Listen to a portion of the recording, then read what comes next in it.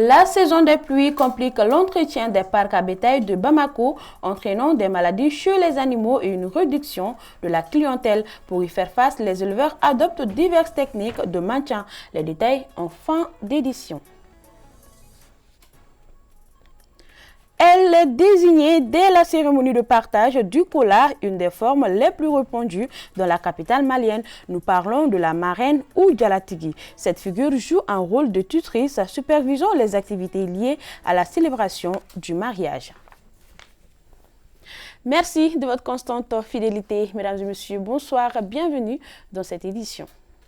La remise des prix du concours d'excellence interlycée de Bamako s'est déroulée à l'École nationale d'ingénieurs Abdrahmane Baba Touré pour sa 14e édition. Cette initiative du club UNESCO ENI ABT a pour objectif de promouvoir l'excellence en milieu scolaire. Plus de 400 élèves ont participé à ce concours, mais seuls 8 ont été récompensés pour leur performance. Arunakia Dambélé pour les détails. Le club pour UNESCO, École nationale d'ingénieurs Abdrahmane Baba Touré, ENI ABT, a procédé à la remise des prix aux lauréats du concours d'excellence interlycée de Bamako. Cette compétition, organisée en juin dernier, visait à préparer les candidats aux examens du baccalauréat malien. Nous avons organisé ce concours dans le but de faire la promotion de l'excellence dans le milieu scolaire. C'est pour permettre aux candidats au bac de vraiment se tester avant le bac pour connaître leur niveau et corriger les lacunes qu'ils ont. Les partenaires se disent fiers du partenariat avec le club UNESCO ENI ABT et souhaitent accompagner l'initiative pour la promotion de l'excellence en milieu scolaire. On a un idéal, c'est d'accompagner l'éducation, c'est un de nos volets majeurs. Et l'éducation, comment c'est de la promotion de l'excellence en milieu scolaire et universitaire. Et ce concours est une illustration parfaite de cet idéal que nous chérissons tant, parce que nous pensons que le développement est le socle en fait pour un avenir meilleur pour notre pays. Ils étaient plus de 400 élèves de différents établissements publics et privés à concourir et seuls 8 candidats ont été lauréats. Je suis vraiment très honorée par les prix que je viens de recevoir. Ça montre vraiment que les efforts que j'ai fournis m'ont servi beaucoup. Et je vous remercie tous ceux qui ont participé à ce concours, tous ceux qui nous ont assistés au cours, je les remercie. Les organisateurs, le club UNESCO, je les remercie tous. Et franchement, merci beaucoup. Je suis content et je tiens à remercier mes professeurs surtout qui nous ont aidés pour ce concours-là. Je tiens à les remercier surtout. À remercier mes camarades aussi et à encourager. Ils peuvent fournir des efforts encore et avoir un autre prix encore qui n'est pas ce concours. Cette cérémonie de remise a été suivie d'une conférence de presse sur le thème « Les compétences du XXIe siècle, université, défis et perspectives ». Cette période de vacances permet aux élèves de se reposer et de se divertir. Cependant, il faut noter que de nombreux élèves profitent de ce temps libre pour se lancer dans de petites activités commerciales. Pour beaucoup, ces initiatives entrepreneuriales s'avèrent non seulement bénéfiques sur le plan financier, mais aussi de la formation. Zoom sur ces jeunes qui mettent à profit leurs vacances de manière productive avec Cheikh Amadou Diarra. Les élèves sont en vacances depuis quelques moments. Si certains ont déjà pris le chemin du voyage à la découverte de nouvelles contrées, d'autres s'activent dans l'apprentissage de petits métiers comme le commerce. C'est le cas de Amadou Tchokare, élève en 9e année, vendeur occasionnel des radios et Bluetooth connectables. Je vais m'approvisionner dans la boutique de mon père. Ensuite, je viens vendre ces radios et casques dans les quartiers. Le prix commence à partir de 3 000 francs jusqu'à 10 000 francs CFA. Je fais le tour des quartiers tels que Bozola, Moribabougou, Mayambougou, ainsi de suite. Je retourne à la maison à 19 h. Je les vends pour avoir des bénéfices. Nous sommes dans le grand marché de Bamako. Partout, les petites mains sont à la tâche. Je vends des parapluies ici, au grand marché. Je fais le tour pour les présenter aux gens. L'argent que je gagne me permet d'acheter des cahiers, un nouveau sac pour la prochaine rentrée scolaire. Je vends des shorts pendant les vacances. C'est mon père qui me les donne pour que je puisse les vendre dans le grand marché. Nous accumulons 1000 francs de bénéfices par jour. Il y a des shorts pour 500 francs et 250 francs CFA. Tous les jours, je viens dans notre boutique pour vendre des vêtements. J'ai fait le bac cette année, entre-temps. C'est bien pour un homme de mon âge de rentrer avec quelque chose le soir à la maison. À quelques mètres, nous avons rencontré Oumou Fofana, venue faire des achats. Elle pense que cette occupation des enfants est bénéfique dans la préparation de leur vie d'adulte. Ces petits commerces sont non seulement bénéfiques pour les enfants, mais aussi un meilleur moyen d'alléger les dépenses des parents lors de l'achat des fournitures scolaires. C'est aussi une occasion pour l'enfant d'épargner l'argent de la récréation. Moment de repos, mais aussi un moment privilégié d'apprentissage de la vie. Mais attention, que l'amour de l'argent ne prenne surtout pas le dessus sur les études. Disait au sommaire, dès la cérémonie de partage du kola, la marraine ou Djalatigui est désignée, une pratique courante dans la capitale malienne. Cette figure joue un rôle de tutrice supervisant les activités liées à la célébration du mariage. La rédaction s'est intéressée aux critères de choix de cette marraine. Reportage Astanso.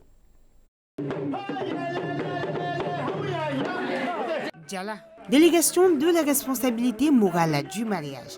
La pratique est bien connue dans nos us et coutumes, cela à travers chaque célébration de ce terrible événement. Ainsi, une personne est désignée par la famille pour avoir le tutorat des activités. Quand on célèbre le mariage, il faut déléguer l'ensemble des événements, en tout cas une délégation morale à un individu qui très souvent vient de la fratrie.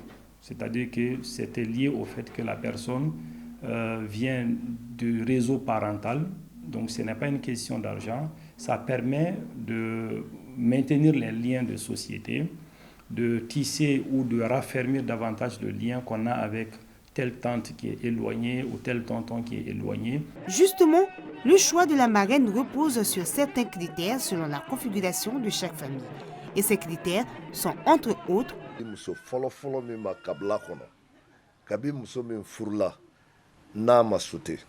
le choix de la marraine était autrefois porté sur la femme la plus vertueuse de la famille. Il s'agissait de la femme qui n'a jamais abandonné son foyer en dépit des contraintes. Ce choix se justifiait par le fait que la mariée se devait d'incarner celle qui a été sa marraine ou sa Djalatigi. La femme qui n'a pas encore été mariée et n'avait pas suivi les rites du mariage avait interdiction d'être la marraine d'un mariage.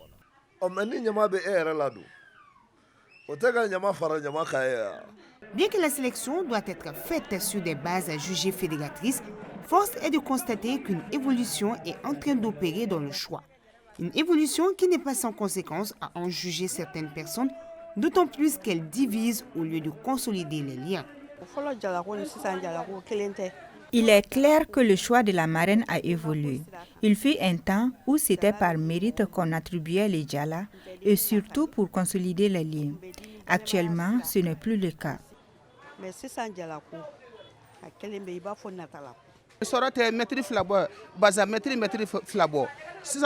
De nos jours, pour être marraine, il faut être stable financièrement et avoir les moyens de se faire voir. Il faut être capable de dépenser pour s'habiller à la convenance de la mariée. La pratique a perdu tout son sens. Celui qui est choisi comme marin ou parrain a une certaine obligation, puisqu'on doit ramener la mariée dans un endroit bien précis, il y a des démarches à faire. Et donc, il faut avoir les moyens soi-même pour être à la hauteur, ensuite accompagner la mariée, offrir des cadeaux, parce que tout ceci entre en ligne de compte. Au lieu de l'aspect purement symbolique, on est passé sur un autre registre où la marraine doit accompagner la mariée en lui offrant des cadeaux, et ces cadeaux témoignent du statut social de la marraine. Outre l'aspect folklorique qui a tendance à prendre le dessus, la Djalatigi ou marraine est aussi une école dans laquelle la future mariée est enseignée. Bien que le choix puisse devenir à la concerner, il est crucial pour chaque acteur du mariage de respecter le rôle que doivent incarner les autres.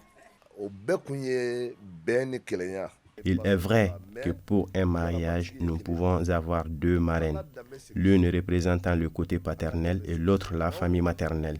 Il s'agit juste de montrer que l'enfant appartient aux deux.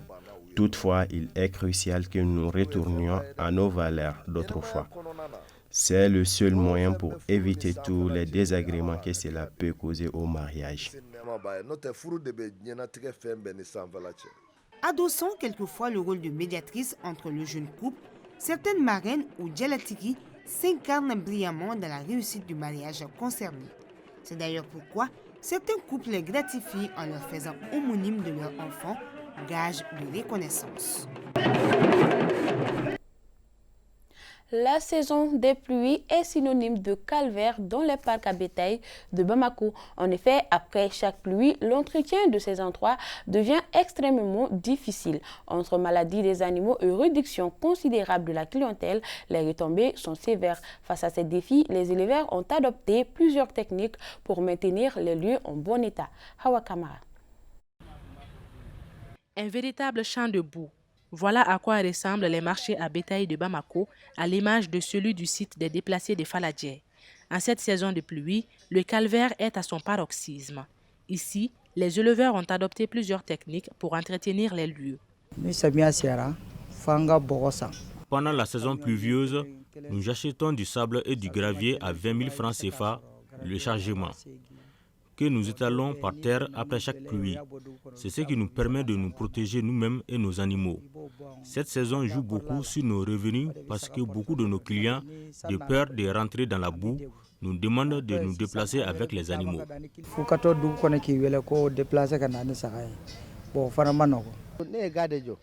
J'ai construit un hangar pour protéger mes animaux contre la pluie. Il faut reconnaître que ce n'est pas suffisant. Parce qu'avec tout ça, les eaux de ruissellement rentrent souvent sous le hangar et salissent les lieux. La boue affecte les sabots des animaux. Du coup, on a plein d'animaux malades actuellement. C'est pas facile, mais nous faisons du mieux que nous pouvons.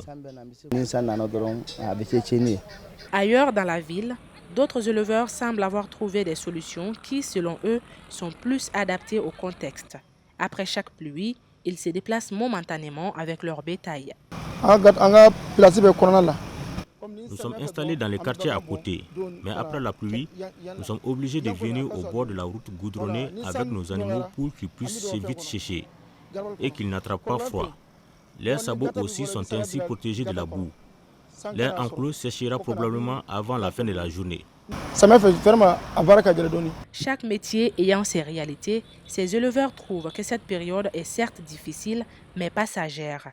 De ces faits, ils s'arment de patience et beaucoup de courage. Cette nouvelle de basket pour terminer, belle entrée en matière des moins de 17 ans filles du Mali à la Coupe du Monde. Les Aiglonnettes ont battu les Mexicaines 62-61. La deuxième sortie du Mali est programmée ce lundi à 0h contre l'Italie. C'est l'essentiel qu'il fallait retenir de cette édition. Merci de l'avoir suivi. Bon fin de week-end et très bonne semaine de travail à tous.